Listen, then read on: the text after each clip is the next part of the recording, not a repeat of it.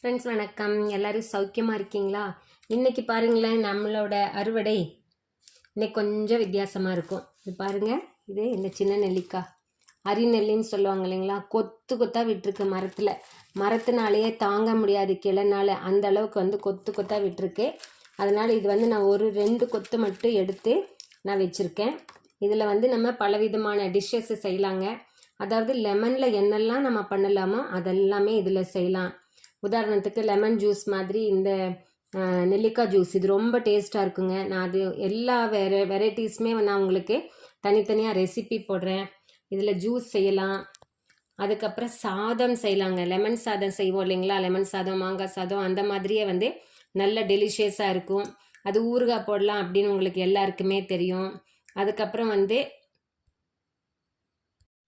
இதை தண்ணியில் காய வச்சு நல்லா அதை தொடச்சி எடுத்துட்டு, என்னோடய மதரின்ல என்ன பண்ணுவாங்கன்னா இப்படி தான் பண்ணுவாங்க. அதுக்கப்புறம் கிளாஸ் பாட்டில் அதை போட்டுட்டு நல்லா இது மேலே உப்பு போட்டு நிறச்சி விட்டு ஒரு துணி கட்டி வச்சுருவாங்க.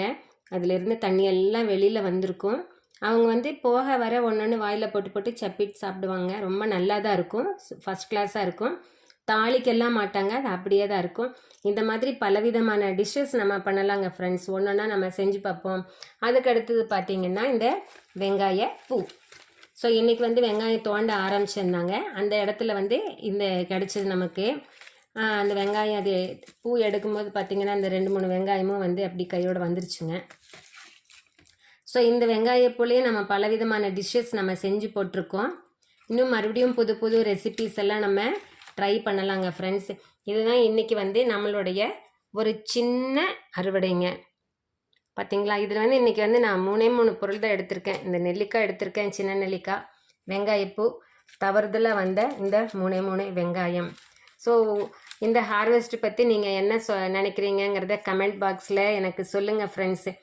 ஸோ எனக்கு நான் இந்த யூடியூப்பில் ப்ரெசென்ட் பண்ணுறதுல ஏதாவது மிஸ்டேக்ஸ் இருந்ததுனாலும் எனக்கு உங்களோட கைடன்ஸ் கொடுங்க. Thank you. see you, best wishes. Bye bye friends.